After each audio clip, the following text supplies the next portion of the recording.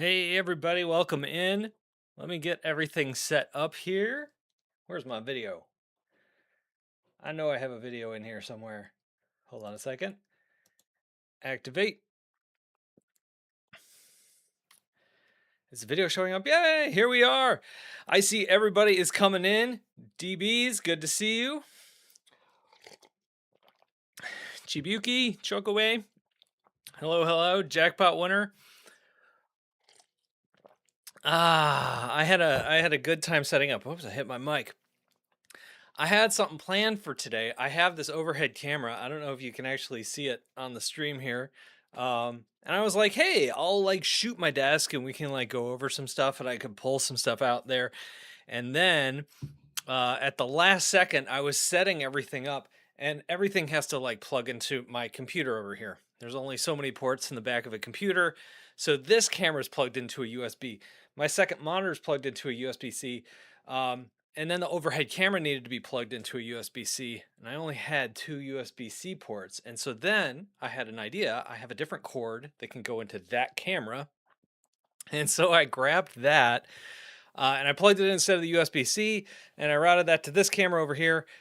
But I forgot that if you just run a device over like a standard USB cable, it does not charge. So that was camera was running for like an hour and it was just running on the battery. And I was getting ready to go live. And all of a sudden I see like the battery dead thing coming on that camera. And I was like, crap. And so it was like plugging and unplugging and getting everything going. So hopefully you guys can see everything. It looks good on my end. I've also fixed the audio bug from a few weeks ago, and I've got my good mic going, so I'm excited about that. Nuclear Firefox, good to see you. Pike Monk, good to see you. Oliver, Night, yeah, he's eating spaghetti. It's good to see everybody. You bought the Huion Canvas 13. Cool. Yeah, the Gen 3 Huion products, those budget products are really good. Really good stuff. So I've had to change plans a little bit. I was going to show off a magazine. Hold on, let me. Where is it? It's buried under wires now. Everything's falling apart here. I got this in the mail. Wait, can you see that? Yeah, you guys can see that. It's Character Design Quarterly. And we're probably going to try this again next week because I think this is too cool.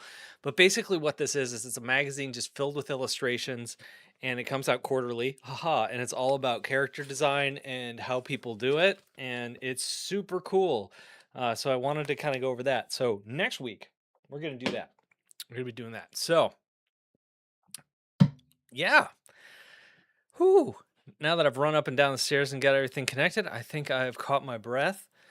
And yeah, so what the other things I wanted to talk about this week? I might as well. So the big question I wanted to ask are like, what are your tech predictions for the rest of the year? And I got some good questions or good responses over on the post I made about this live stream. But go ahead and shout out some of your tech predictions as this live stream goes on, and I'll try to remember those, and then we can kind of go over them. While you're thinking of your tech predictions of what you think is going to happen in 2026 for the rest of the year, I found this article the other day and I thought it was kind of interesting. So I'm going to go over this really quick and then we'll kind of jump into our tech predictions, go from there.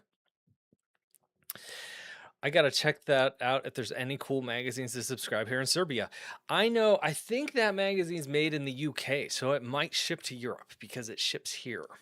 Do you think I should wait for an X2 Surface Pro or get the 12-inch Surface Pro? I have mixed feelings on the Surface Pro because of the pen. Might be worth checking out a Samsung laptop, like 360-degree laptop, because the pen is better. Or wait for the Surface Pro 12 to go on sale, because whatever they release next is going to be really expensive. All right. So I was on Twitter the other day and I saw an ad for a book and I just kind of kept going, right? Like it's Twitter, there's junk ads. I just kept going, but there was something about it that I was like as I was scrolling I was like, "Wait, is that person real? Like is this an AI ad for a book?" Cuz it was this girl holding this book. So I scrolled back up and I was like, "I'm pretty sure she's AI." So I clicked through and I looked at it and this person has written two books in the last like 4 months, which is remarkable to write two novels and like get them published in 4 months and they're up on Amazon. You could buy them. And then I was looking at the marketing around it, and it's all like thirst trap marketing for this book. And I was like, this is 100% AI. Like, this person is pretending to be a real person so that you buy their books, and like they're trying to create like anyway, it was wild. And it made me wonder, like, are the books AI too, or is just the ad campaign AI? And it kind of rolled in with this, which is this idea that, I mean, the headline here is really, you made this without AI, prove it. Like, how do we prove that something is human made versus AI made? And this is something we've seen a lot of like illustrators deal with on Instagram, on other social networks, is an illustrator will post something and people will be like, hey, that's AI, even if it was like actually illustrated by that person, especially if like this happens a lot to illustrators who have popular styles that the AI is trained on. Like, they are the people that are getting hurt the most by this stuff. So I thought this was kind of interesting. Like, can there be like an AI label or an AI free label on our artwork? So it goes on to kind of talk about this thing. So this writer kind of talked about what I just talked about, and then says that leads me to this conclusion: maybe we should start labeling human-made text, images, and audio and video with something akin to a universal, recognized by fair trade logo. The machines sure as hell aren't motivated to label their work, but the creators at risk of being displaced most definitely are. And I agree with that. But I think, like anything, kind of like that ad I saw where that person was acting human, where that person was like, that person was using AI to kind of create this more interesting backstory of a writer in order to sell more books that were obviously like slop books. I'm like what could be used to actually say, hey, I am a human here? So, Instagram head Adam Mossari suggested as much in December, saying that it will be more practical to fingerprint real media than fake media as AI technology improves to the point of making content that's visually indistinguishable that's made from creative professionals. And and I thought that was kind of interesting, coming at it from the angle of, can we like mark the fake media instead of saying to an artist, you have to mark this as real media? And then it's dependent on the person running the model, it's dependent on those companies that are trying to sell the model to implement that. And it just seems kind of like, if I mean, it sounds like a good idea. I could see why Instagram would say that, because it takes it off their plate for having to be responsible for like labeling this stuff. But it just doesn't seem practical. It doesn't seem like something the AI companies would want to do. So authenticating human works makes was something that the C2PA content credential standard, which is already used by Meta's platform, was supposed to do. But so far, this is the good part, its implementation has been wholly ineffectual despite having received broad industry support. It turns out that a lot of people making and platforming AI content are motivated to hide its origins because of clicks, chaos, and the cash that it can generate. And so that's kind of what this story is about. Hit me up in the comments there. What do you think is possible, or what do you think we should do about distinguishing AI content from human content? Is there a way to do it? Like, right now, it seems like how it's being done is, if an artist is blamed or called out for making AI content, one thing you could do is you can kind of go through their stream of images that they've posted over the last few years. You can look at it and say, okay, well, 5 years ago they were making good art, and now they're making good art. So they obviously weren't using AI to do this 5 years ago, so they must be legit. But in a few years, that doesn't seem like it's going to be a doable thing or even practical. Um, let's go down. Oh, these are all like little badges that they created. Here are just a handful of the badges being offered by organizations trying to distinguish human made works from AI generated content. And I think this is kind of a cool idea. Like, you can kind of put it, a badge on your stuff, but then like you got an image with a badge on it. But also, it's really easy for AI to stick this stuff on anything. So I don't see what the point is. Uh, right now, there are too many AI free labeling alternatives to choose from, and total I count 12, all trying to address the same issue with a variety of eligibility criteria and authentication approaches. Some are very industry specific, such as the Authors Guild, human authoring certification for books and other written works, and can't be broadly applied into forms of all content, which makes sense. Books are hard to publish and write. Other solutions like Proudly Human and Not by AI aim to be broader, covering published text, visual art, videography, and music. But the verification process being used by those services can be just as questionable by those being made by AI labeling solutions. Some, like Made by Human, are operated purely on trust, making badges and labels publicly available for anyone to download and apply to their own work without actually establishing pro- ownership, basically. I can't say that word, provenance. Provenance. Others, like No AI, say they can visually inspect work and run through AI detection service, which are notably unreliable. I'm glad you pointed that out. That's another thing that's happening is you have people like running these through these services, and the service is like, oh yeah, it's totally AI. There was this kind of made me mad. Of a professor last year who ran his students' papers through like an AI detector, and the AI detector came back and said, "Oh yeah, AI made all of these papers that these students wrote." And the students were like, "No, we wrote these." I mean, some of the students probably cheated and used AI, but a lot of the students like legitimately wrote their paper. And then some of the students, to like get back at the professor, like ran his published like work that he did for his master's degree years before AI existed. They ran that through the generator, and it also said, yes, this professor wrote his master's thesis in 1998 with AI, obviously not. So these things are horrible. They don't work. Um, what else was in here? The problem with going to the definition and verification, does chatting with an LLM about the idea of executing it manually count as using AI? And how could a creator prove there was no AI involved? And this is the other big thing with a lot of these like creative industries that everybody's running into, not just like in art and illustration, but across the board, is if I'm working on something and a client writes to me and I like start typing something into my Gmail and my Gmail auto completes my sentence, did I just use AI in the creation of this project? Right? I would say no. Like generating an image is different. But like, where do we draw the line? Is any AI used in anywhere in the creative process just to complete out? How do you prove that it wasn't used in any way? It's just a sticky situation. Yeah, AI detectors are the worst. Yeah, they just suck. The professor story really made me mad. I don't know why. Maybe because my daughter's in school still. And I just like, oh, I just had this righteous indignation. Maybe we find a way to get rid of the incentive by getting advertisers to discriminate AI work in the same way they do for explicit content. Easier said than done, though. Yeah, I agree that it's easier said than done, but I think that's a really cool idea. Um, it kind of goes back to the fact that ad networks suck. Like they don't care. I've always found like I'm going to go on a little bit of an ad tirade, which is weird because I am literally ad supported. Like that is my career is being paid through advertising. But I'm always amazed when I go to a website and I'm served up these ads and they're like the worst ads, like the scammiest ads.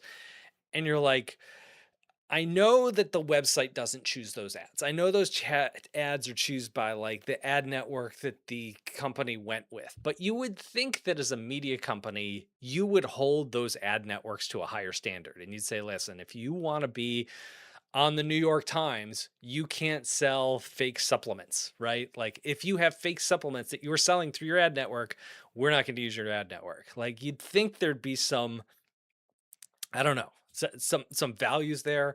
I'm coming from the point of view of like a content creator on YouTube, and if I promoted something on my channel that was scuzzy, like I had one today. This was fun. An AI powered mattress. They want me to promote it. I don't know what that is. It sounds weird. If there's one place I don't want AI, it's my bed. But it exists now. And they want me to do a dedicated video on it. And I'm like, I can't do that. I would get canceled, right? Like, also, it's stupid. But I guess I look at other ad networks and I'm like, how come the publishers can't hold them to a higher standard? I don't know. That's just a personal thing. Um, Any creative output today can be touched by AI in one way or another without us being able to prove it. Begas told The Verge. Authorship is disintegrating into new directions. Disintegrating. Interesting word choice. Becoming more technologically enhanced and more collective. We need to revamp our creative criteria that were made solely for humans. I don't know about that. That sounds like we just kind of have to accept it, but I don't know. Maybe there's more to that statement than I think. Would that be a standalone mattress or one you could plug into a PC? I should read that email. I don't know. Oh no, hold on. Let me get my laptop. This is worthy of a tangent. This is totally worthy of a tangent. Let me see. Okay, AI mattress. Here we go. Where are you at? Where were you? Paid promotion. Hi, hope you're doing well. This is Zen from TechDo. We have been managing campaigns for top global brands, and we're currently supporting a major influencer campaign for Heka.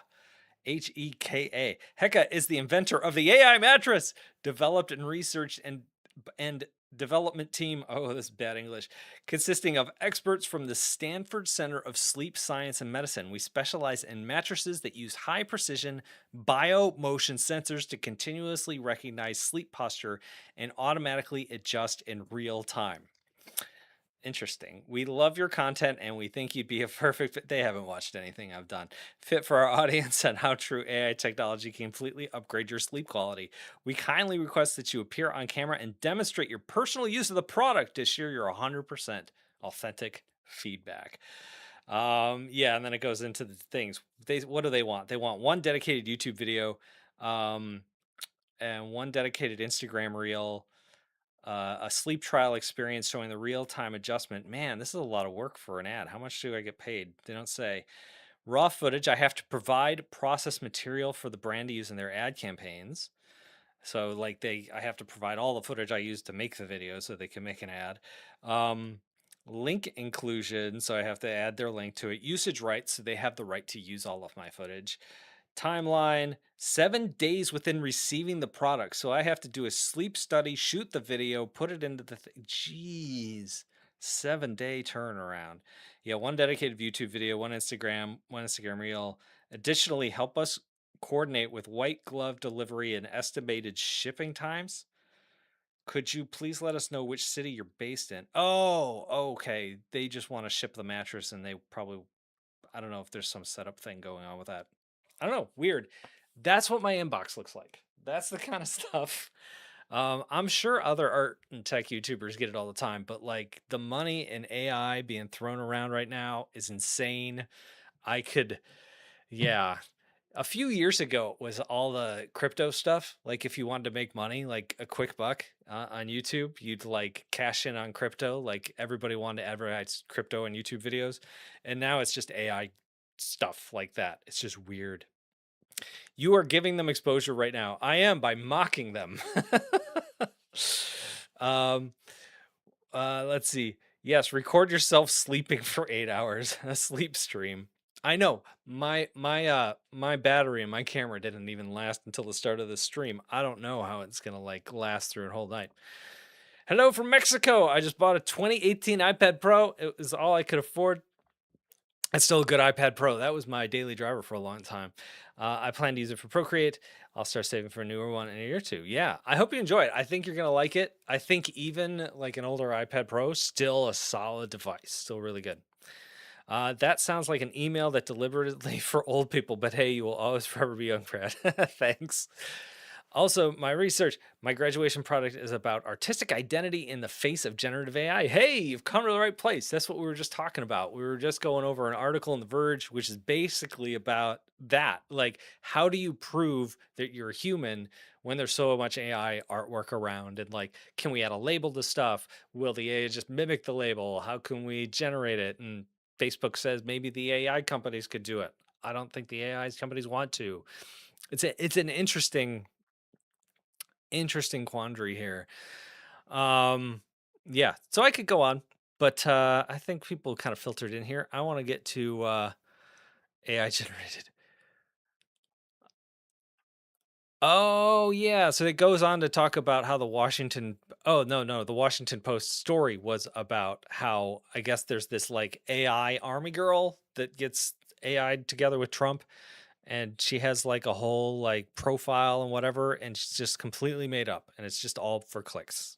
Fantastic. Great stuff. Anyway, excuse me.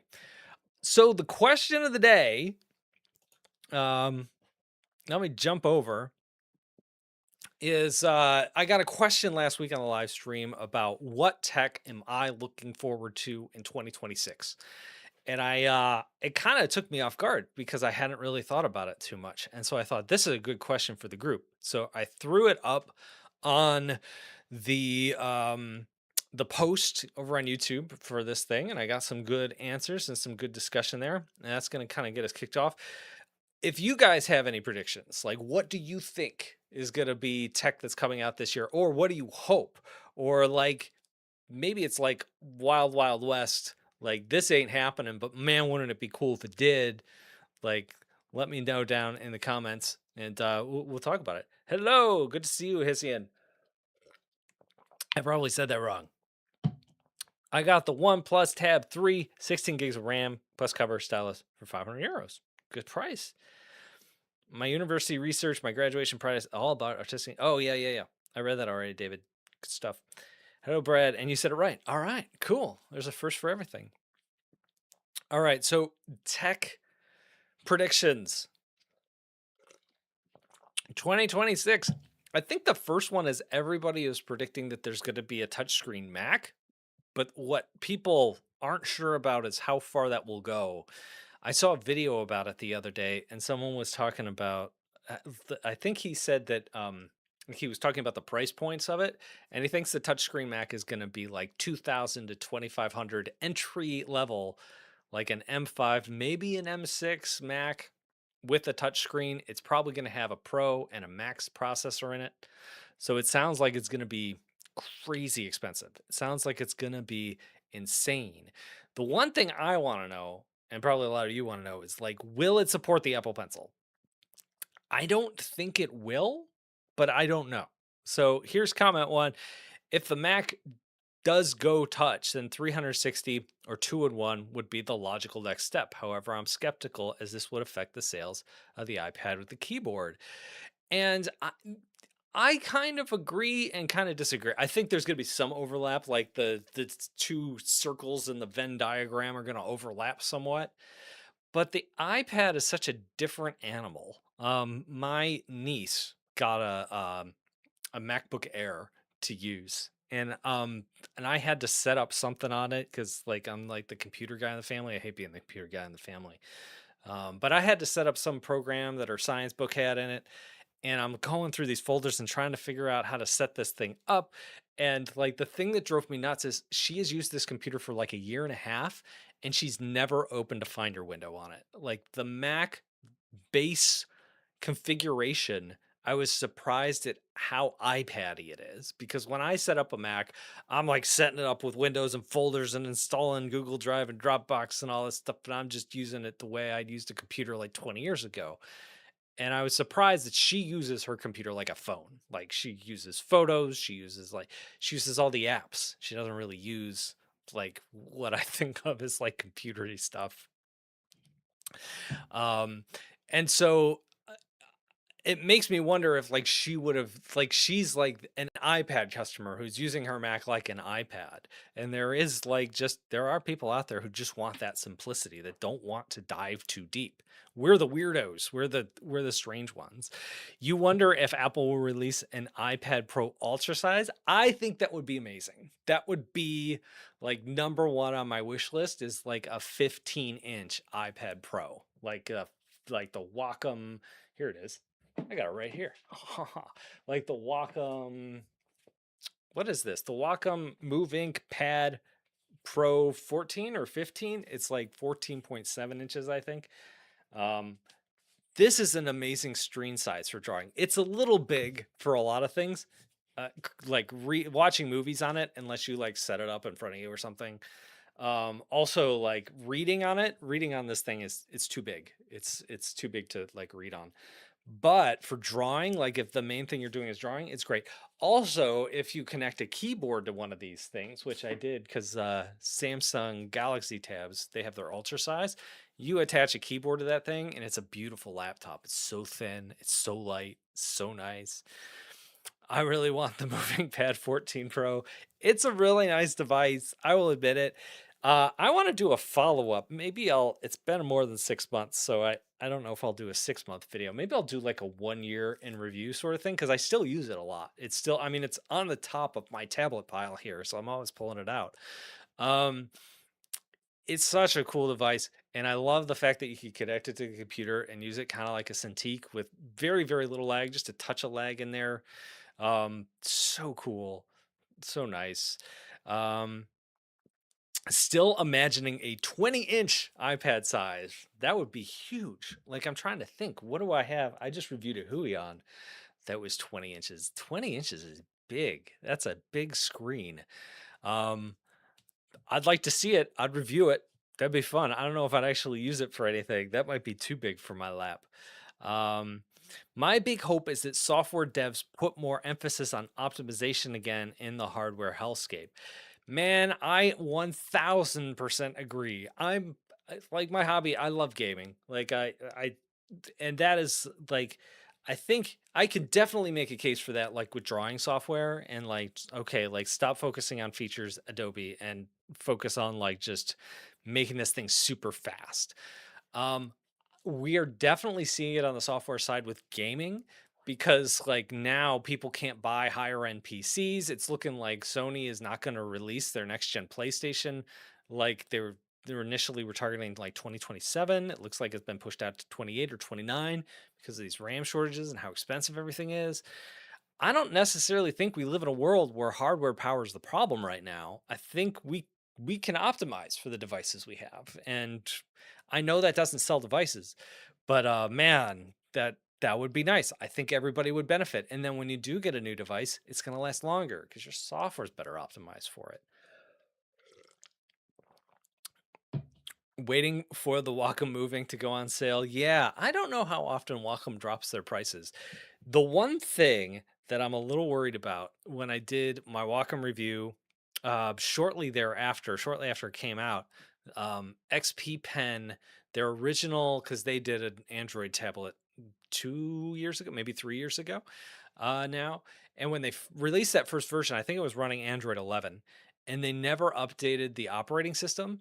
And then Clip Studio stopped supporting Android 11. Clip Studio put their cutoff as we only support Android 12 and up, and that sucks. So like you have a tablet that's powerful enough to run it, but the software no longer supports it and the developers no longer updating it.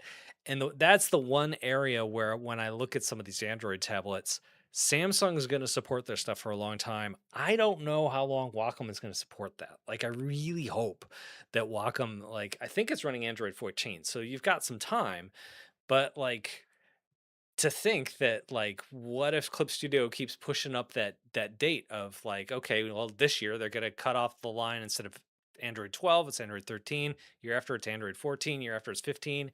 To think that you'd have this great product with a Snapdragon processor that only has a 3 year lifespan is crazy. But we'll see how that goes. Maybe Wacom will update it. That would be nice. You just picked up the Moving Pro 14 EVA edition while you were in Japan. What's the EVA edition? I have not heard of this. Hold on. I'm assuming it just looks cooler. Wacom Moving Pad Pro 14 EVA edition. Let's see if we can find anything on it. Oh, look at that. Wacom's got a thing on it. Senses expanding. Oh, that's cool. What does EVA stand for? Did it? Oh, event. I'm gonna. Everybody makes fun of me whenever some pop culture thing comes up. They say I'm old because I don't know what Evangelion World is. But that looks cool. Specifically designed interfaces for the Wacom exclusive applications such as Wacom Canvas and Wacom Shelf. Every time you begin drawing, the Evangelion series will synchronize with your pen tablet, igniting your creative drive. That is cool. That is so cool. I kind of wish I got that one. Look at that box.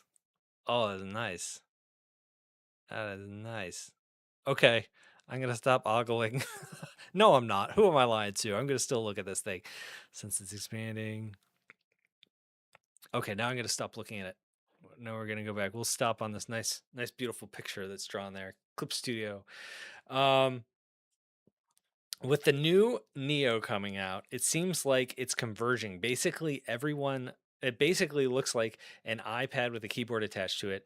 Those folio covers are shifting, shivering in their pants, I guess. Maybe. I am getting a Mac Neo. It should arrive. Actually, it may be coming while we're on this call. My wife's got a sign for it. But I'm hoping to get that review out in a few days. I'm curious. I've gotten so many requests for it that I thought might as well give it a shot and review it. Not a lot going on this month. It's monitor month, by the way. Reviewing some monitors. I don't my monitor zone is actually empty right now because because I have them all over on my desk and they're set up. I'm reviewing some Apple Studio displays right now. So yeah, I'm trying out some different kind of reviews while I'm waiting for like drawing tablets to come out, and it's been kind of fun. So I'm going to review the Mac Neo. I'm just kind of curious, like, what are the limitations? I think that when you get into like Photoshop and Premiere and that sort of thing, you're going to see it, which you would absolutely expect. But I bet for drawing and stuff like that, I bet you can connect to like quite a few things to it, and it works pretty well. But we'll find out. Um, my iPad Pro is by far my most powerful computer in my house, and the computer I do no productive work on. Yeah, I completely agree. I'm in the same. I'm not in the same boat because actually my powerful computers get worked. I have my desktop, which is my most powerful computer, and it is processing video, and I'm doing most of my edits there. So I absolutely use it. But like, if you pick up an M5 iPad Pro, I guarantee that for most people, that is the best computer you own. Like, that is the best processor you have. It's really good. Even an M4 Air is going to be amazing. Um, Wacom don't do sales very often. They aren't big discounts usually. Yeah, I don't see many of them. I agree. Best deals I've gotten are refurbished models. Yeah. A refurbished Wacom display can be really good because if they change the coating on it and that sort of thing, that stuff could be really good. A refurbished Android tablet though is a little tough, kind of like I was talking about the operating system issue a little bit ago. I think that's yeah, I don't think these have quite the lifespan, unfortunately, which really sucks because they're expensive. Do you know if Linux supports Clip Studio? If so, would the Steam Machine be a viable option to get the game Drawing Machine? That's a good question.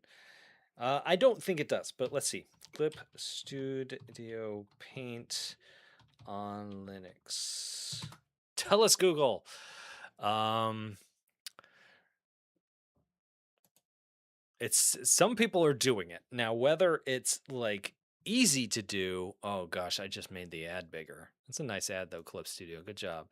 My laptop is unfortunately one of those that are losing Windows this October. Okay, so they're asking about it. Okay.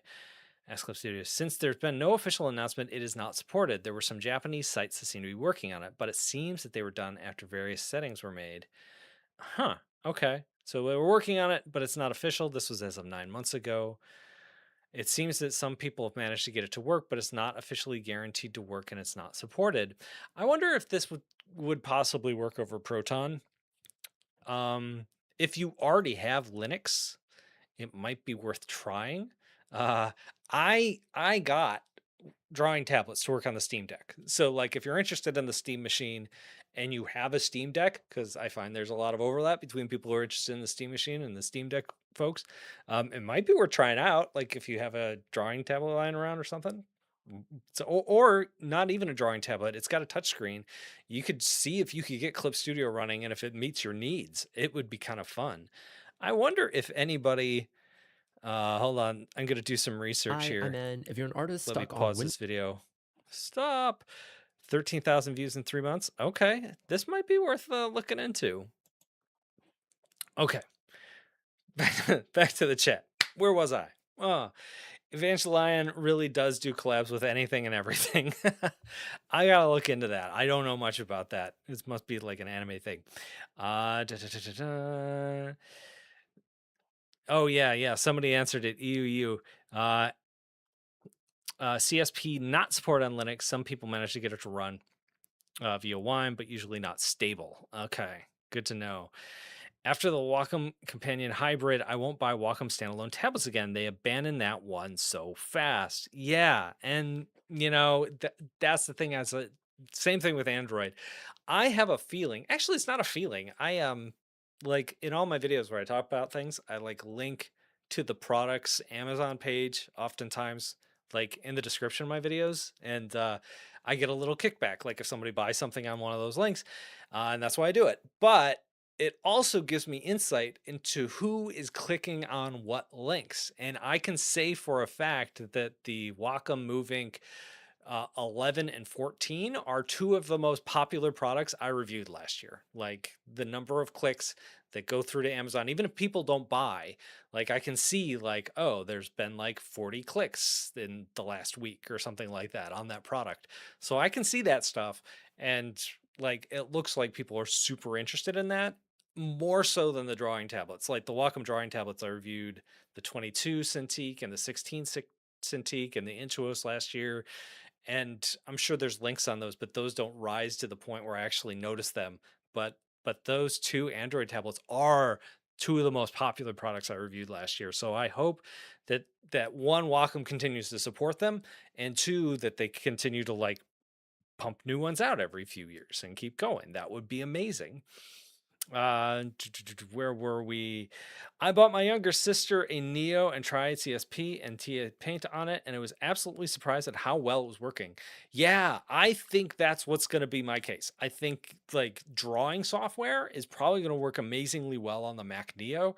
Like obviously video production, and when you start getting into that stuff, I think about how I work. And like often I'll have Photoshop open and I'll have Premiere open, and my MacBook, wherever I left it, it only has 16 gigabytes of RAM, and I do hit that wall. I used to do like Adobe Animate on the MacBook a lot, and that ran out of RAM and things would slow down. So I can see 8 gigabytes of RAM being a limiting factor in a lot of this stuff. But like if you only have Clip Studio open, you're probably going to be okay to a certain extent. Do, do, do, do, do.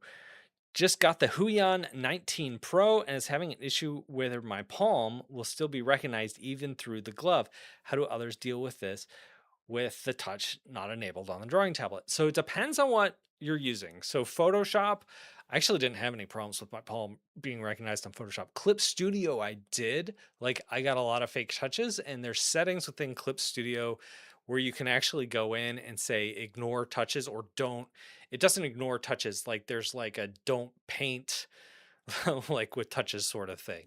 So check your drawing app. It might have it, or Google like what your drawing app is and touch fake touches and that sort of thing. You can often get away with like really fixing a lot of those issues. At least I do. Photoshop's a little bit of a different animal, but I find Photoshop I don't have quite as many problems. Photoshop, the problem I have is accidentally having my palm change the layer. So I'll like move my layer palettes up so that doesn't happen and that sort of thing. I love Linux. I use Windows only because of Clip Studio. I never had a Mac. My cousin had one and I tried using it. I couldn't even open File Explorer without opening a bunch of other things. Yeah. So that's funny. That was a problem I had when I was trying to get my niece's computer, her Mac or Air, MacBook Air, to do anything, as I was like, I gotta set it up. Like I can't get Finder to work. Like they haven't disabled it, but they've like moved the settings around so you can't. It's harder to actually get to the files, probably because they don't want people messing with it who don't know what they're doing. But for the rest of us who like live in a file structure, it was scary. Um, if you're on Linux, in my opinion, Krita will always be best. Yeah, I should do like a Linux drawing in Linux kind of video and just see what I can get going in there. I installed it in my laptop. I have a oh shoot, what is this thing called?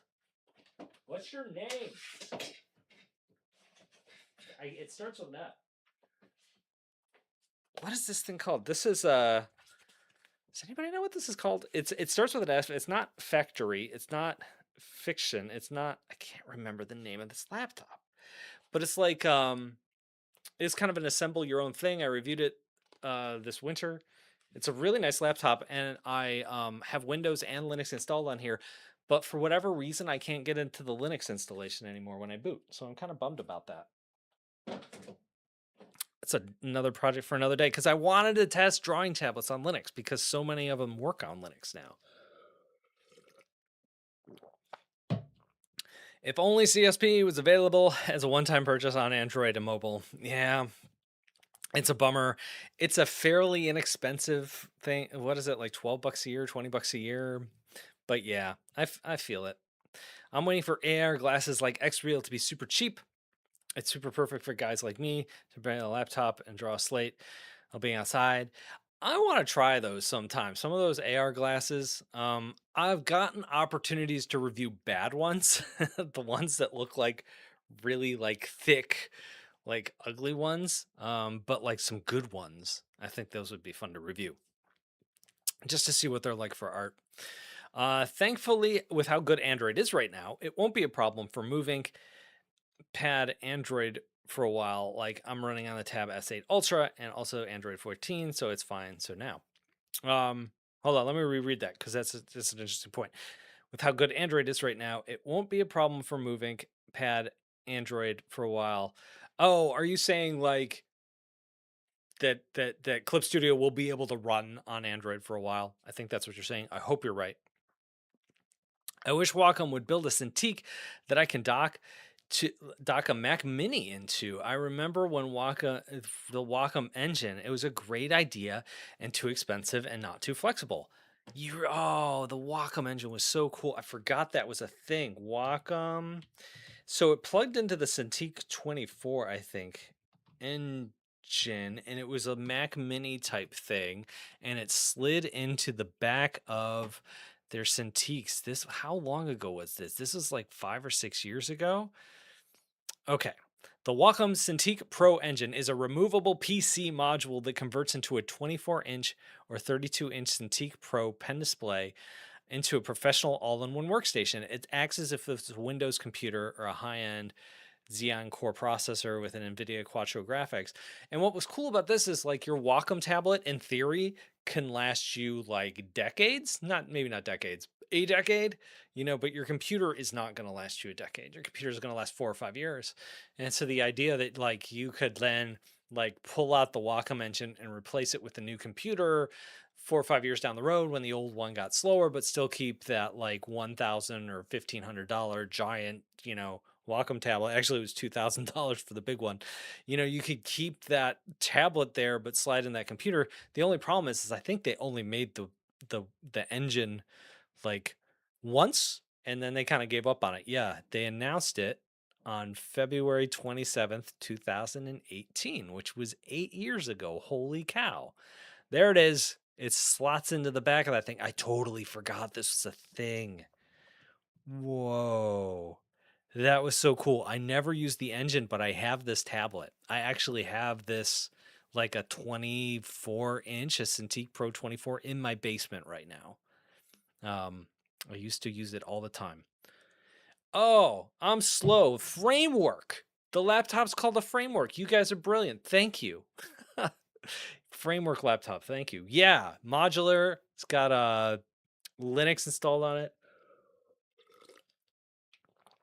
Ah, Clip Studio Paint on the iPad has the best performance thanks to the unified memory architecture. I agree. There's one quirk with Clip Studio that I don't really didn't notice in my reviews quite as much is because every time I get an Android tablet, I don't sign into Clip Studio. I just draw in it and it wasn't saving. And one of the things I noticed on Android with Clip Studio when I got this Wacom is that I signed into it because I was like, I'm going to keep using this. I'm going to keep drawing on it. And then it would, every so often, there'd just be these slight stutters. Like there would be these freezings, like every 2 minutes or so. And I was like, that's weird because you'd be drawing and then you'd see this stutter. And then you'd be like, where'd my line go? And then it'd draw in after you.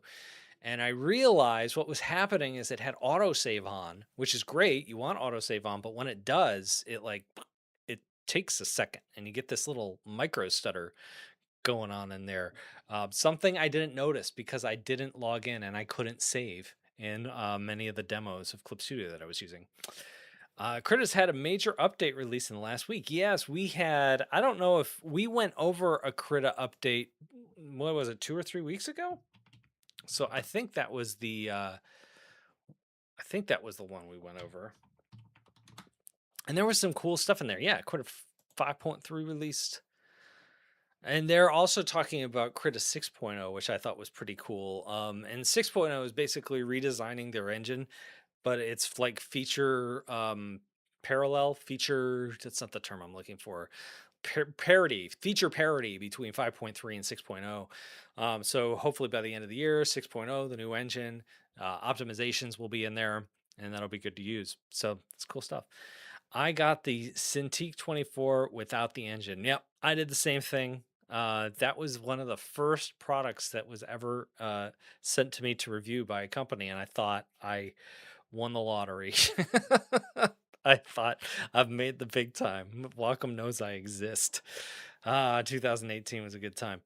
Um, do you think animating on the Move Ink Pro 14 with Clip Studio Paint will handle as much as the M3 chip in the Air? I don't know. That's a good question. Yeah, I really don't know. I would imagine the experience would be pretty similar. I think I I don't know. I'd have to look at benchmarks. I bet it would be pretty similar, like of an experience, but there's a chance that the M3 could be better. Um, but I don't know. I think they'd be pretty similar. Um, oh, it's kind of similar to what Apple's doing with the old iMac, and you just use it just for a monitor. I actually, okay. So what you're talking about here? What Immortale 42 is talking about here is that back in the day with the iMac, when you were done using it, it was a display. So like, say 5 years after you get it, you're like, it's slow. I want something new. You could buy a Mac Mini, and you could just use your old iMac as a display. And basically like the new studio displays that Mac has, like as I was checking it out, I was like, part of the cost, actually a huge part of the cost is the fact that this is a computer. It's got an A19 the studio display has an A19 processor in it. It's got cameras in it. It's got speakers in it. It's got like 128 gigabytes of storage. Like there's a full computer in there. I don't think it can connect to Wi-Fi. It doesn't have a Wi-Fi antenna, but it's almost an entire computer, and you're connecting your computer to it. Um, and that's kind of how the iMac used to work. You used to just be able to use it as a display. And so the new studio display feels like an iMac without the computer part. It feels like that's what it's going for. Um, I mean, you could do that with the Wacom engine and a mini PC just by screwing it in as a VESA mount, yeah, on the back of your pen display and use it. Yeah, that's a good point. A lot of these mini PCs actually have like those mounting things on them, so you can mount them to computer monitors. They sell monitors specifically to like take advantage of some of those mini PCs. Um, what would you want to have in an aluminum OS, the new Chrome OS? I know nothing about aluminum OS. For it to be a viable option for artists who don't want Apple or Windows. So, having not used it, knowing nothing about it, and not even being that familiar with Chrome, I'm going to say access to a files directory, which is weird. In fact, I think what Google should focus on is not so much making a new Chrome OS, but just making an Android device, like just go all Android. I don't know, because I think Chrome OS is built on Linux, or at least like the kernel of Linux, and then it's built on top of that. Whereas Android is Android; it's its own thing. Um, yeah, so I don't know, because I think of Chrome, and Chrome can run Android apps, but it doesn't run them particularly well. It's basically just a browser, right? It's just the front end of a computer. Um, so I don't know. Like, I don't know if we need anything to compete with this ecosystem. My gut would say just keep pushing Android and see where you can take Android on tablets, and don't make a second thing. It seems like Chrome OS was made for schools, and that's what it's good at, and that's about it. Also, the ecosystem, since anybody can make one, and it's designed for laptops, like it's designed to be cheap. It's designed to be lightweight. It's designed not to cost as much as Windows, and anybody can make one. So the components there aren't used. So if you're an app maker, you don't know, is this going to have a pen? Is this going to have a good screen? Is this going to be a good experience? I don't know. It's just it's an odd ecosystem, and it doesn't seem to be the problem that Android tablets have, where everybody's bringing out pens for them and everybody's adding this functionality to it already. Did you get the Torbot console? It supports iPad OS. I have not, and I think we talked about that last week.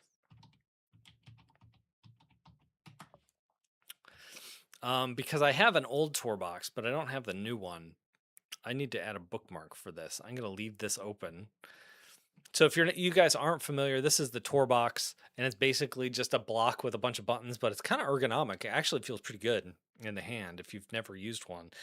They look a little goofy because it's just the button layout seems all willy-nilly, but when you use it, the button layout kind of makes sense, like where your thumb can go and how your hand can use it and that sort of thing. And these are basically shortcut remotes. I have not seen the Oasis series. I want a neon green one. Give me this one. That's cool. That's really cool. I might get this one. No, Brad, focus on the good one. Which the studio is the one we're looking at. Is that the Torbox Elite Plus? The Torbox Elite. Torbox Neo, which is a little less expensive. These are pricey, $300. Dang. I'm amazed that Apple hasn't done their own version of the Galaxy Book 360, considering they have all the tech. And yeah, I'm wondering what this Apple thing is going to look like. Supposedly they're working on a touchscreen. Is it going to be a laptop that just happens to have a touchscreen? Is this going to be 360? Is this going to be like one of those funky things where the screen turns over and flips so that you don't feel the keyboard on the back of your hands? Is it going to be like crazy thin, like crazy iPad thin? In which case, why not make an iPad, right? Actually, make this all begs the question. Like, if you want a touchscreen Mac, why don't you just load Mac OS on an iPad with a Magic Keyboard? That's kind of what I want. So I'm curious to see what Apple does to differentiate a touchscreen Mac from an iPad. Like, will it look like an iPad? It might. It might look identical. I think CSP stutter was due to a storage chip on most Android tablets. They're not as fast as even an iPad. Even worse if it still uses eMMC. Interesting. I'm going to read that again because I want to remember this. I think the Clip Studio Paint stutter was due to storage chip on most Android tablets. They are not as fast as the iPad. Even worse if it still uses eMMC. That's good to know. So if it's saving, it's going to go slower because it's not as fast memory. Cool. I did. It's amazing CSP for painting and animating. Not so great for Procreate, but it has cool shortcuts for managing the Procreate Dreams timeline. Hold on, let me go back. Oh, you're talking about the Torbox. Yeah, interesting. I have not used many shortcut devices for the iPad because I find that like the touch interface gets it done for me. I just gutted an old 5K 2015 iMac and converted it to a display using a driver board, installed a webcam, and even got the speakers working. It's gorgeous. All in $500, including buying the iMac. So I've been in this mode where I just need to get stuff out of the house. Oh, I think my package is here because the dog is screaming. And I had two iMacs that were like several years old, like 6, 7 years old, and I had to clean them up and reset them. And I'm like, I gave them to my brother-in-law to sell on Facebook Marketplace because I just needed them out of the house. The boxes were too big. And as I was resetting them and setting them up, I was like, these displays are gorgeous. Like, they're 7 years old, but they're beautiful displays. And it absolutely like killed me that I just couldn't use them as a monitor. It was just and I actually did. I looked at some YouTube videos and I was like, could I turn this into a monitor? And the answer is yes. But you have to know what you're doing, and you have to like want to. You have to really want to. So I'm impressed. You should send me some photos of that. I want to see how that turned out. I kind of want a Torbox, but my wallet only allows for an 8-bit dual micro for CSP shortcuts. Is that a video game controller? Because I once used some Switch Joy-Cons as shortcut remotes, and that worked really well, surprisingly well. Um, I do have the TorBox Elite Plus for my iPad, but I still like to draw on my computer with the older TorBox. Cool. Ouchbox and other consoles should go Bluetooth with batteries charging on a 2-port laptop. I'm always available short. I don't know what Outbox is. I'll have to check that out. Um, let's see. It's expensive. If you want a cheaper choice, go with the 8-bit Do Mini. I'm going to check out this 8-bit Do Mini. 8-bit Do Mini. Is that the tiny little controller guy? Ultimate Mini Wireless Controller for Xbox. That's not the one you're talking about, is it? Don't they 8-bit Do Mini? I think don't 8-bit doesn't 8-bit do make like a super tiny controller? Let's check it out. Let's see what you got for us. Shop products. They got keyboards too. Oh, that's interesting. Like a fighting pad. Got some remotes. This is what I was thinking about. What's this one? Oh, that's small. I didn't know it was that small. Something like this would make a nice little shortcut remote, though. I could make that work. The 02. That's cute. I get the yellow one. I like yellow. What else we got? It's just got some old, like the Genesis controller. This is what I was looking for. We were playing Mario 3 over Easter, my brother-in-law and I, and we're having fun with it, but like it's those old 8-bit games just are not built for like modern controllers because like you got a lot of accidental downs and ups and things like that. And like I was trying to like run and slide under blocks in Mario, and I couldn't do it because like I'd press down and I couldn't hold that crotch position long enough while I was sliding. So we were gonna like try to find some old NES controllers, and Nintendo used to sell a pack of like Wii or not Wii, Switch NES controllers. But like now they're like $200 on eBay, and we don't need anything fancy. We just need to work better. 7 pens, welcome. Brad, just have to say you're natural at live streaming. Thank you. It's something that I'm still definitely learning. Had some technical difficulties. I explained at the beginning of the stream. I was really excited. I got this camera here. Can you guys see that on the little screen? Yeah. I got my overhead camera, and I was gonna do a magazine review. I got this cool magazine in the mail. This is Character Design Quarterly, and I thought this would be fun to go over on stream and just show off some of the work and like shine a light on some of those artists. A lot of the artists are really well known art already, but still, like just to look at this beautiful work.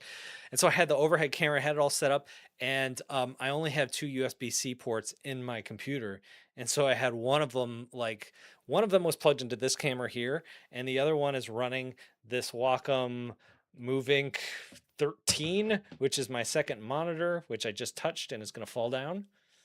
Go ahead and fall. And then I was like, okay, I need to power this camera too with a USB. And so I was like, okay, I'm going to plug a different USB cord, not a USB-C, but just like a different cord in there, pull the video to the computer on that, and then plug the USB-C cord in that, blah, blah, blah. Anyway, I had it all set up. I was ready to go. And then I went and I ate lunch and I fed the dog and all that fun stuff. And then when I came back, my battery was almost dead. And that camera, because the USB-C powers the camera. And I was like, oh, I can't do the overhead camera. So next week, I'm going to have some solutions. I'm going to figure this out. We're going to get an overhead camera. I'm determined. I wish Apple would make a pro version of their current iMacs. Yeah, I'm kind of after checking out the studio displays, I'm kind of thinking like attaching a Mac Mini or a Mac Studio to one of those is kind of as good as it's going to get, maybe better in some ways. I'm researching how to build my own TorBox device. I'll share more on my channel as I learn and try to build it. Yeah, that'll be fun. That's a cool video project. Outbox. Outbox is let's see what Outbox is. I don't think I know Outbox. Temporary storage folder, clients, email. I think there's a lot of things called Outbox. I'll have to dig a little deeper into that one. 8-bit Do Micro is the one I'm using for my tab. I have one of those too before the TorBox got released. It was a lot of fun to use. Let's see. You can use CSP connected to smartphone for a touchscreen for shortcuts. That's right. I don't ever do that, but you're totally right. That's a cool feature in Clip Studio that I don't really get around to very much. Torbox. Oh, okay. I see what you're saying. Autocorrect, man. Gets me too. Um, I was trying to spell one of my wife's friends' names on text yesterday, and it corrected it to macaroni, and I was really embarrassed. I love that CSP Tab Mate is a shortcut remote. I use Joy 2 Key to expose the buttons to other programs like TV Paint and Moho. Is that that's a Windows thing? The or no, is that Mac? I don't know. Tab Mate. Um, Joy 2 Key. I mean, that's a Mac thing. Let's go to Tab Mate CSP. Is that a oh, there's a second one. Oh, yeah. I remember this thing. Yeah, that was pretty cool. That looks like a Wii remote to me. Like, could I turn a Wii remote into a? I bet you could turn it into a drawing shortcut thing. This is interesting. Oh, I see. So basically, this connects with you're using it for things that aren't Clip Studio because Clip Studio has its own interface with this, where you can edit the shortcuts, but other programs don't. So you're just kind of doing your own thing. That makes sense. I got a tour box and finally got to use it with my Adobe tools, but since then I have switched to Affinity and I have to relearn my muscle memory. Yeah, same here. I just had lunch with a friend last week. I was telling him all about it. I was like, because I said he is an interface designer, and I asked like, do you still have your Adobe subscription? And he's like, yeah. I was like, how often do you use Adobe? And he's like 3 or 4 times a month. And I was telling him to use Affinity, and like we were talking about because he's been like designing stuff in Photoshop for like 20 years. He uses Figma. He's used Figma for years now. But he still hangs on to that Adobe thing. And I'm like, man, you got to kick that habit. I'm one to talk. I'm using Premiere for everything. So I haven't kicked the habit. Let's just catching up here. Uh, Sadly, my experience with it was not so great. I ended up using the 8-bit Do Micro. TabMate got an update version that allows you to use it on the iPad. Oh, that's cool, and that makes sense because everything Clip Studio does, they're bringing over to the iPad. I bet it probably works on Android too. That might be worth looking into. It's like a Nintendo Wii analog remote. Yeah, I tried to use the smartphone as a controller for CSP, but I didn't find it easy to use. I guess I need a more tactile controller. Need to anchor my fingers to some real buttons. Absolutely. I I think that the era of tactile buttons on drawing tablets is over. Like that was a thing a few years ago that all drawing tablets had face buttons on them, and now they don't. I guess like Julian Canvas 13 and 16 still do. The smaller ones still do, but the larger ones don't. And they've all kind of gone the shortcut route feature, which makes sense. So yeah, I love the tactile buttons. And when I used to review like the Surface Pros, that was my big kind of beef with them. And it wasn't the Surface Pro itself that was a problem. It was the fact that like I'm so used to like keyboard shortcuts and tactile buttons. And like when you're on a Surface Pro and you fold the keyboard back, it stops working. So using shortcuts, it's also not a Bluetooth keyboard. It's not a powered keyboard. It needs to be attached in order to work with the device. So you just lost all that. And so people started creating software like that would sit like on your screen so you could like tap the buttons to undo or increase brush size or do whatever you need to do. The only problem was that it wasn't tactile. So you had to think. You had to be like, oh, where's my buttons? Oh, here it is. Da, da, da. There's something about resting your hand on that remote and doing your thing and just hitting those buttons. That's just, it becomes like muscle memory. Um, I also get that one for iPad. I tried to use Clip Studio on the iPad for a long time now.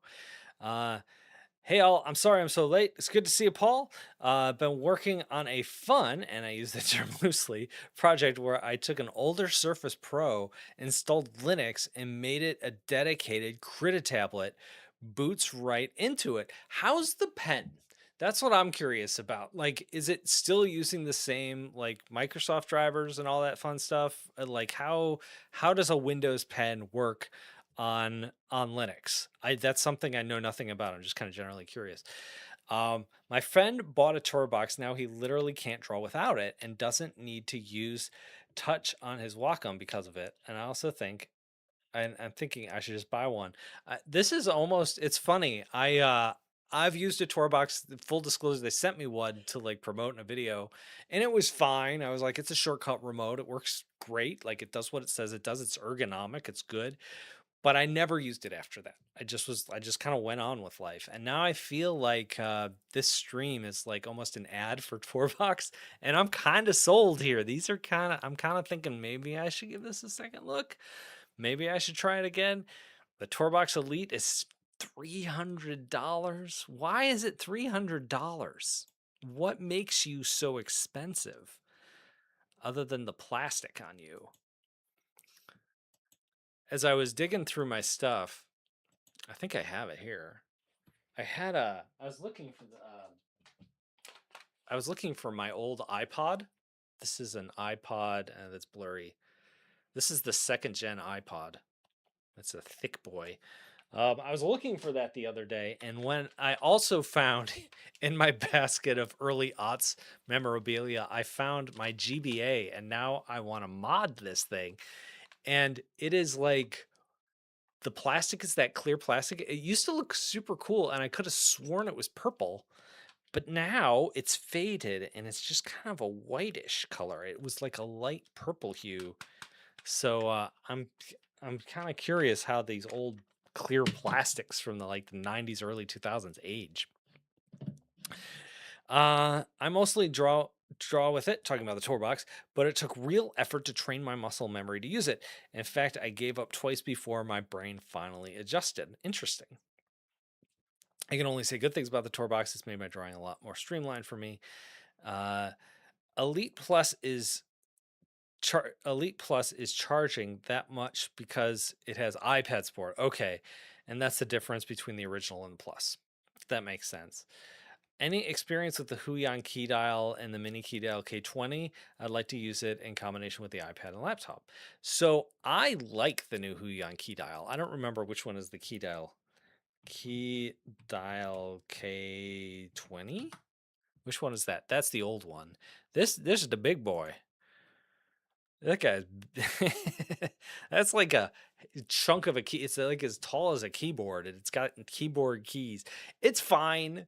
It gets the job done. The dial's okay. Like I don't think it's anything special. But the new key dial, let's see if I can find that. The new key dial I like. It's $80. Jeez. But this is nice. I What I like about it is this is basically ripping off the old, if anybody remembers the old Wacom uh dial remote. It was a very similar shape. I think the edges weren't squared off, but it wasn't quite as round at the bottom. The dial on this is really nice. Like the turns and it clicks and it's just nice. You got the inner controller, I think is a touch control thing. Um, you've got the little display on there, so it actually tells you what your shortcuts are.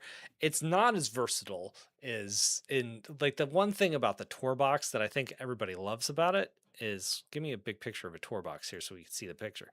Is that you know exactly where your thumb is while it's on that dial. You know exactly where your fingers are because all the buttons are a different shape. All the buttons have a different like tactility to them. Like you know exactly what you're touching and you remember what you have set it to. And that is something that with like, even though this is really elegant, like you're just not seeing as much. Like you just kind of have to go for it. It does have like a little divot on two of the buttons, and it has a little line on another one, so you can kind of feel for it. But it's not not quite as instantaneous as the tour box. It does look fancy. My friends also said something similar. It took him 2 to 3 days to set it up for TV Paint, but now he's made his workflow more 30 to 40% more efficient. Interesting. Um, the pen is all right. Okay, so we're going back. My Surface question. Go. Paul's got me covered here. The pen is all right. Utilizing the Slim Pen 2 has made it serviceable. Trying to dive into the code base to help it with smoothing without creating a ton of input lag, but has potential with customizability. That's good to know. That is a project, my friend. That is a big project. Bless you. I hope it goes well. That sounds really cool, though. I still have my Wacom remote. I've never used it. I love my Wacom Express remote. How is it compared to the Torbox? Yeah, I think it's very similar to like what Huyan's doing. I think Huyan basically is borrowed from what Wacom is doing. To anybody who doesn't know, let's check out our Wacom remote. There it is.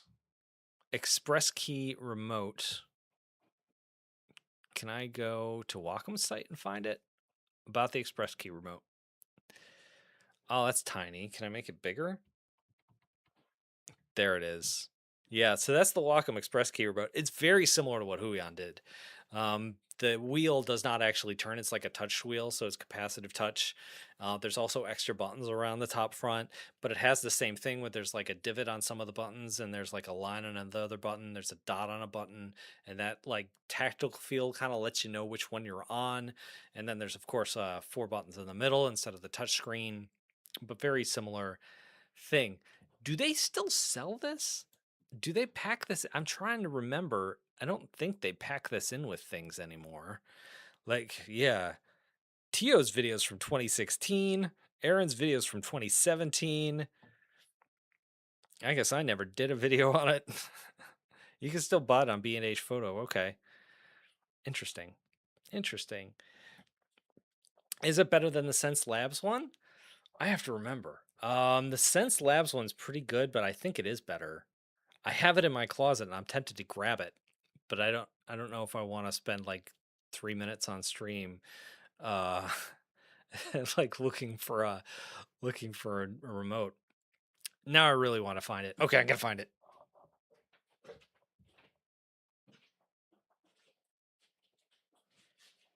I'm going to get it. Oh, it's in here somewhere. It's not in, oh no, it's not in here, is it?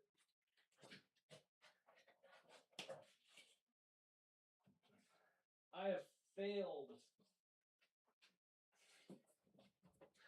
Okay, I have bad news. It turns out I do not have a Sense Lab tablet in there. For the longest time, I had one in my closet. I must have moved it to the basement. But the good news is I found my tour box. I pulled this out after we were talking about it the other day, and I was going to try it again. And that's like the original one from like several years ago. So that's pretty cool. And he's gone. I'm back. The fadeaway voice. We need hold music. I do have some good hold music. Let's see. What did I miss there? I think it's great to have a key with a wheel combination available with a tour box. You could do the same with 8-bit Duo using the Shift and Control Plus, and it must be configured inside CSP. That makes sense. I think the last time they packed a Wacom Express remote was 2018 with Cintiq Pro 24 and 32. Yeah, because I think the Cintiq Pros had like triggers. Those are kind of cool, like on the back for the Express keys. I forgot about that. The ultimate goal. Oh, we're going back to the Surface. Surface Pro. The ultimate goal is to try to use something like a Raspberry Pi and build my own drawing tablet, trying to still configure a decent pen support on it, though. Ooh, yeah, that's a good project. That's exciting. Cool. So it's 1:15. I'm going to open my tour box here. I'm curious what's in this box. Do we want to have an unboxing? It's been like 6 years, but here's a tour box. It has a nice thick manual.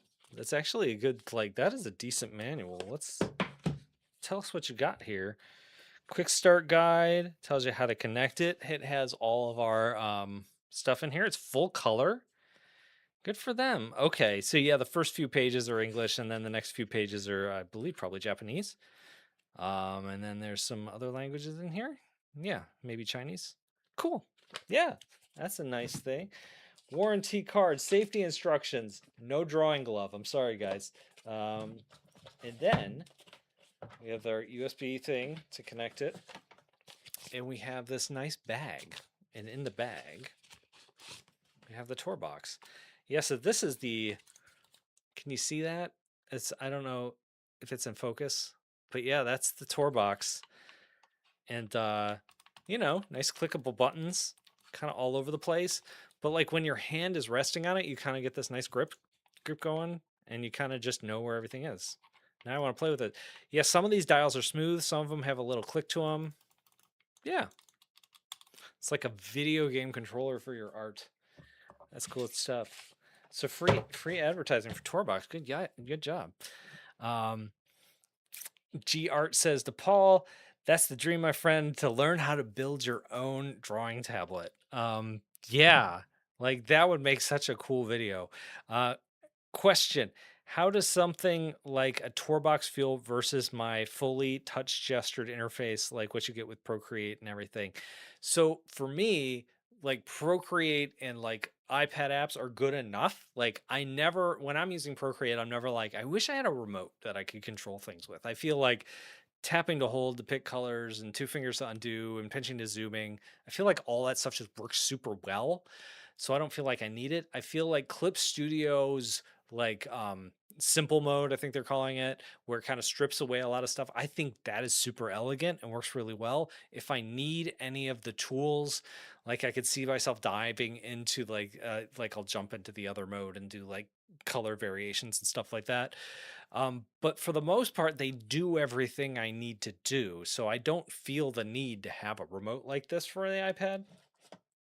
So it's one of those things oftentimes when like I'll see it brought up in comments and excuse me, people will talk about it and they'll say, "Hey, I want to like try this out and see how this works," or "I'm really loving this." Like this conversation about the tour box is making me think maybe I should reinvestigate it. Maybe I should look at what other videos people are making about their tour boxes and see how they use it. Because obviously people are using this thing in a way that I'm not, that I don't understand, and that sort of thing. Uh, let's see. Hey, Brad, quick question. What are the advantages of AstroPad over Sidecar? So AstroPad is more refined and for drawing, and I want to preface this by saying I have not used AstroPad in like 3 years, so I don't know if it's changed. Sidecar is designed to be a second screen, and you can also, if you'd like, use it for drawing. And I think that shows like there is some lag. There's lag on both of them when you're drawing on them. And so one of the things that AstroPad does is it like has a trail trailing behind your pen. So as you're drawing, like it makes this little, it's pink, but you can change the default color. And so that trail basically lets you know where it kind of tricks your mind into thinking that there's no lag for a minute because you can actually see where your line is. Also, the shortcuts are specifically designed for drawing as opposed to just being kind of a bunch of symbols along the side. So just little details, little interface things. Since Sidecar is built in, I think it's like, are those things worth an annual subscription? I don't remember what the annual subscription was. I think it was like $24 or something like that. Probably not. It's probably not worth paying for. Um, but I think like what they were doing and how they implemented it was a little bit better than Sidecar, in my opinion. Um, I'm still holding back. Should really get the M5 laptop or iPad for my digital art practice. And yes, it will become my main tool over time. Um, and I think since everything's so expensive right now, I think my take is kind of like if what you have works now, just hold off. Or maybe with Mac stuff, it's not so important, but yeah, it's like hold off on upgrading. Don't worry too much about upgrading until you absolutely have to. And then watch my videos. um, cool. I love the surface talk here. I hope you, Paul, you definitely need to post some pictures of this thing when you're done. Let's see. I've never made an actual video like before, but maybe if I get some sort of prototype, I would try it. Yeah, you should. Or just a blog post or something. Uh, It's definitely more of a Clip Studio device than a Procreate device. I think we're talking about the Torbox again. If you use Clip Studio more, then a Torbox will help you a lot with keyboard shortcuts, which totally makes sense. Oh, I see what you're saying. I think because I use the iPad mostly for Procreate, that's kind of where my brain went. But yes, you're right. Especially if you're doing animation on it, you're using some of like all the fully featured parts of CSP. Uh, Procreate is coming to Mac. It's not coming to Android. I don't think it will. I think it sounds like they're building this thing completely in metal and completely for the Apple ecosystem. So maybe someday it comes to Android, but I'm not holding my breath on that. All right, Muna Lab, take off. And oh, London, nice. Uh, Astropad Studio lets you have gestures over your Mac, for example, even pen gestures like double tap or squeeze. Aside from that, nothing new from Sidecar. Yeah, that's pretty much it. That pretty much sums it up. Side note, I picked up the Uji 16 drawing monitor a year or so ago. The build quality is poor, but the screen and color accuracy is insane. Interesting. And the pen quality is decent. And it was only like $160. Cool. Yeah, I feel like there's so many drawing tablet companies now. I don't think Artisul is making stuff anymore, but Gawaman is still out there. Uji, which is related to XP Pen and Zense Labs, they're still out there. The only reason I haven't really reviewed any Uji stuff is because I'm already reviewing XP Pen and Sense Labs. Like, what are you bringing to the table? Um, that and yeah, I mean that's like the main reason. I can't review everything, and so I have to draw the line somewhere. Procreate on the Mac is still cool. I would imagine it would be the perfect art app on a MacBook Neo. Yes, that would be cool to see. If Procreate is going Android, it's definitely subscription based. I don't know. They've been. I don't know how long Procreate can go without doing something to make more money. Right now, their strategy seems to be like, we'll just make another app and release it on another platform. I don't know how profitable Android is. Procreate's one of those things though that I think that could sell. Like I think a lot of Android drawing apps have a hard time like actually like making ends meet, and they have to resort to like iBiz Paint has ads in it and that sort of thing. But Procreate may be able to make it work. So we will see. If I make a full blown tablet, you'll have to review it. If you make a full blown tablet, it will definitely make it in a live stream. I'll say that much. I am gonna check it out. I had an Artisul D16 for a little while. In order to use it left-handed, I had to flip the monitor upside down, and so the logo was also upside down. Yep, that sounds about right. I think that's how most of these work. Cause like, I got a Wacom right here. It's got the logo on the bottom. I got an XP pen here. Although now that we don't have shortcuts on the screen anymore, like built into the device, like it's not such a big deal. It's almost 1:30. This was fun. I was only gonna go to one, but we went over a little bit. I think I'm gonna take off. I'm gonna try to find my Sense Labs tablet that I couldn't find earlier. But I wanted to say thank you all for jumping in today. We are streaming every Wednesday at noon. That's my plan for the next few months. I'm probably just gonna keep going because I'm kind of having fun with it. Yeah, so that's all we got for today. I don't have if I think next week I wanna get my overhead camera like all fixed up and together, and we're gonna do some cool stuff. But yeah, that's all I got. Thank you all for joining me. It's kind of cool now that this is, I think, week 3. No, this is week 4. I've done this, so now I'm starting to see like the same names pop up over and over again, and I feel like I'm like recognizing you, so that's pretty cool.